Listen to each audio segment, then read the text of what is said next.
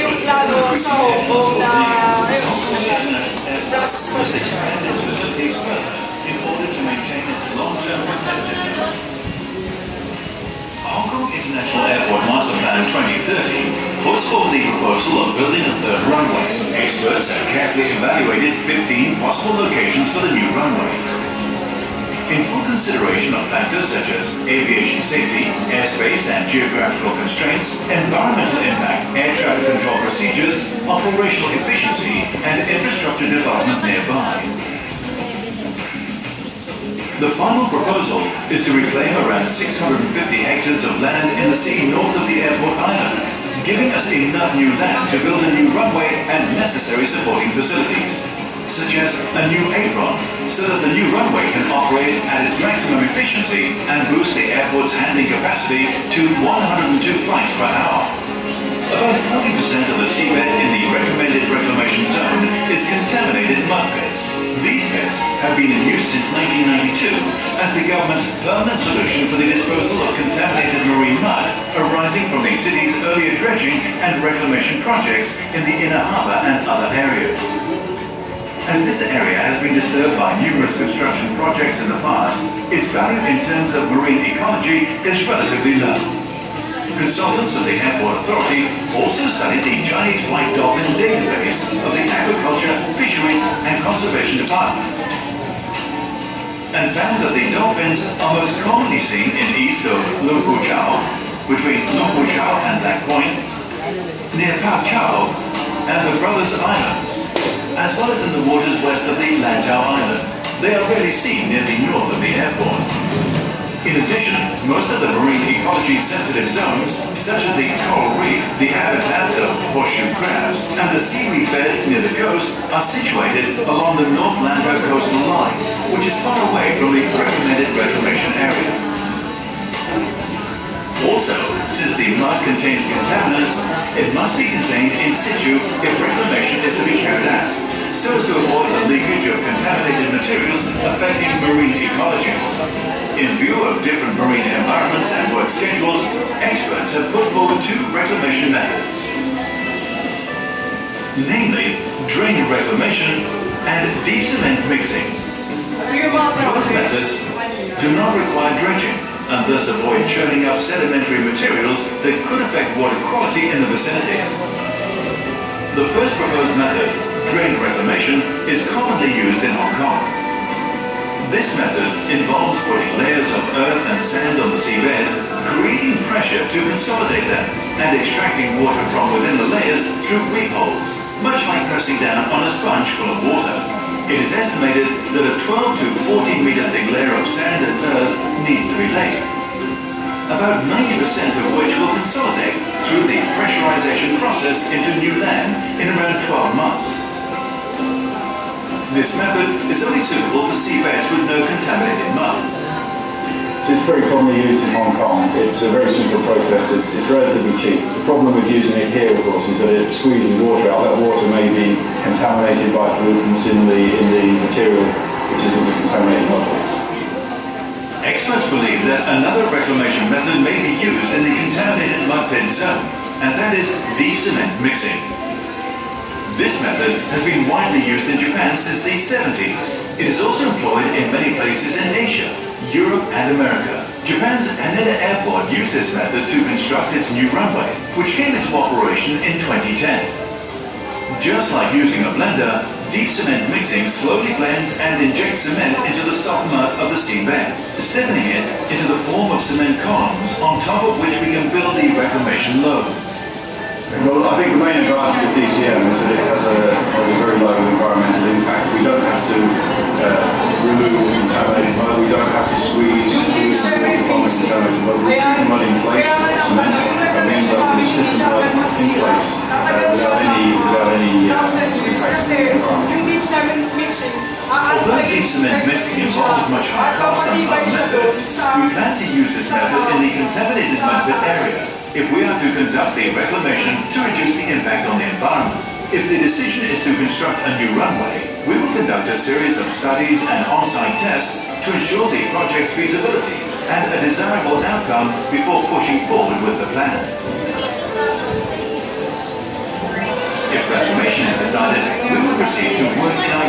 prudent and responsible manner. We will actively study and assess various reclamation methods and their potential impacts on the environment. In facilitating the future development of Hong Kong International Airport, we will also strive to minimize environmental impact to ensure the sustainable development of Hong Kong in the future.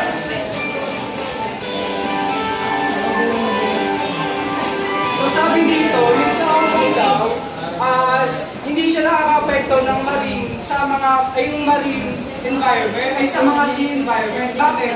Kasi nga, ang kukunin natin dagat o yung paglalagay natin ng land reclamation is contain siya ng muds. Hindi tayo pupunta dun sa may mga puro coral reefs. Basta dun lang ang focus lang. Sa Pilipinas naman may mga muds lang yung ilalim. Kaya yun yung paglalagay natin ng land reclamation. Ayun ang next po. Ito yung process. Ay nakita niyo naman yan sa video kung paano gawin yung land reclamation. Matagal siya. Pero yung land reclamation maganda yung land reclamation matagal siya pero effective.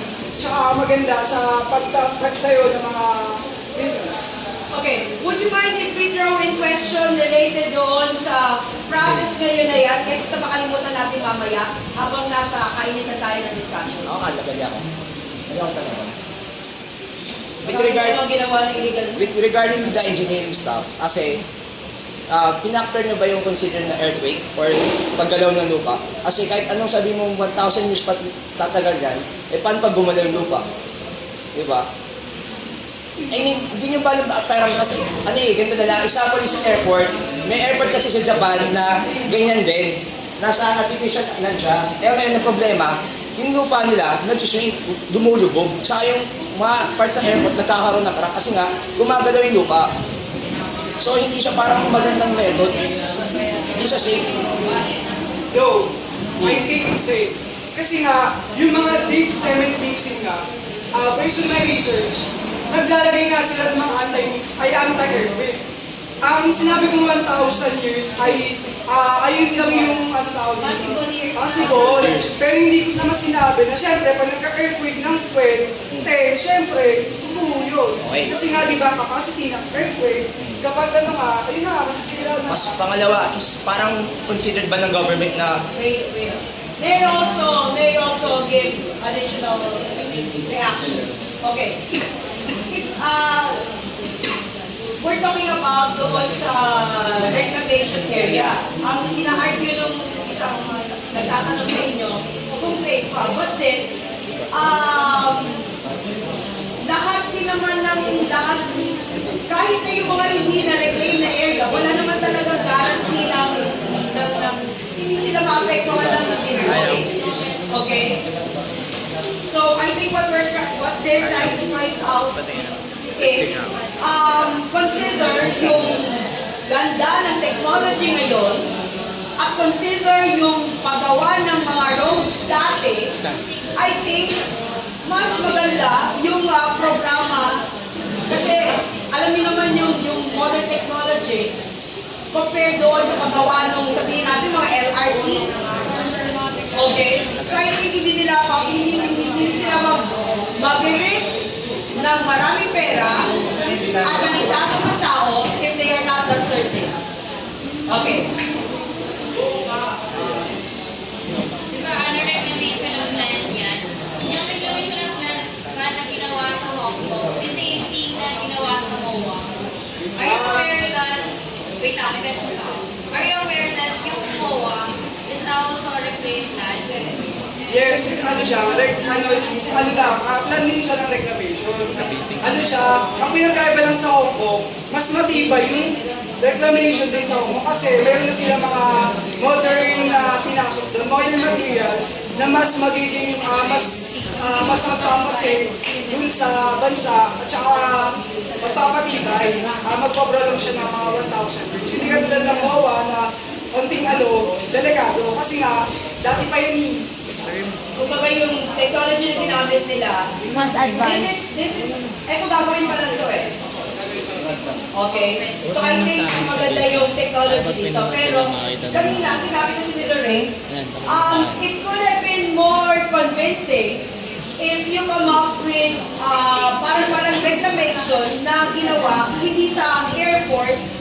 Instead, kasi nakita nyo, sa airport natin, walang mga container trucks. Hindi ganun yung volume ba? Yung bigat?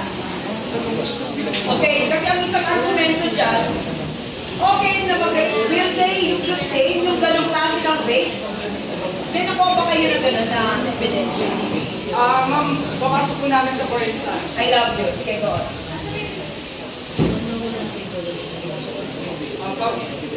Significance of the study. Government of the Philippines have funds of millions every month. Using that reclamation is possible and feasible. Government have done this, but to help and solve for congestion.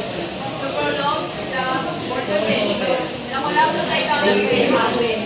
Reclamation of lands will save more money. It provides for new piers, replacements of the other facilities. It can build new highways for trucks to avoid but and to lessen traffic. It will also help to decrease the rate of unemployed by producing new labor for this plan. So yung halaga ng pag-aaral namin dito, yung land reclamation, ay pag pinapatuloy kasi natin yung port congestion, babagsak ang ekonomiya ng Pilipinas. So, kaya nga, nakaisip kami ng land reclamation. Ang gobyerno, based on our research, kumikita sila o may pondo sila na bilyon kada buwan. So kung magtutulungan ng sa BOC field at saka sa government, afford nila to. Kasi, pero ang size, pero ang pagkagawa ng land reclamation, ang pricing niya, depende sa size. Pero hindi naman tayo agad-agad, konti-unti lang tayo ng land reclamation. Para masolve lang natin, kahit konti yung port congestion. Next, May I also add na unlike yung iba, unlike doon sa isang proposal na mag-build ng highways, mas maganda ang land reclamation kasi walang nakakosyon na traffic. Doon siya mag-ooperate sa mga lugar na wala pang nagdadaanan ng mga shokoy, no? Ayun, kapag nagkaroon ng highway, maliles, kaya sabi niya, maliles yung traffic. At pwede rin natin, alisin na yung traffic. Kasi di ba, yung Manila, di ba mayroon naman siya may mga dagat, may mga rivers, pwede naman natin siyang gamitin. So yun, maliles natin yung traffic, saka yung traffic ban, kasi nga, kung may traffic ban, maapektuhan nito yung import at export ng bansa, di ba? Kapag wala na sa atin mag-import, babagsak talaga yung ekonomiya, kaya kailangan nasod natin yung import congestion using land reclamation. At saka, dagdag ko lang, yung land reclamation, magpapasok siya ng mga trabaho. Ba't ibang trabaho in construction? Kaya, sabi nga, it also help to decrease the rate of unemployed by producing new labors for this plan. Yun, next na po. Scope and delimitation. If delimited only in our proposal entitled of land reclamation and not focus on other topics, how to solve for congestion. So, ang nililanawin yung proposal na to, hindi po na kami mag-topic ng ibang solution. So, kung nagtanong po tayo, huwag po tayo mag-compare sa mga iba't ibang solution. Kasi, our group is focused on land reclamation. And, na nakikinig kayo rin, so focus lang po tayo dito sa proposal. Next. Here are definition of terms. Land reclamation is the idea of getting new land. It is usually done in coastal areas. Sometimes it is also done with rivers and lakes.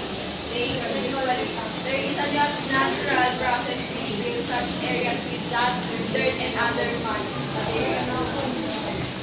Stabilization that can be rapidly processed through one or two solutions that quickly develop. Compound. Join our path together closely and firmly united then solid. Ito yung sa compact, ito yung process, ay yung stabilization, yung compact, tsaka itong construction, nakapasok siya dun sa process ng land reclamation. Kaya sinama namin siya sa definition of terms.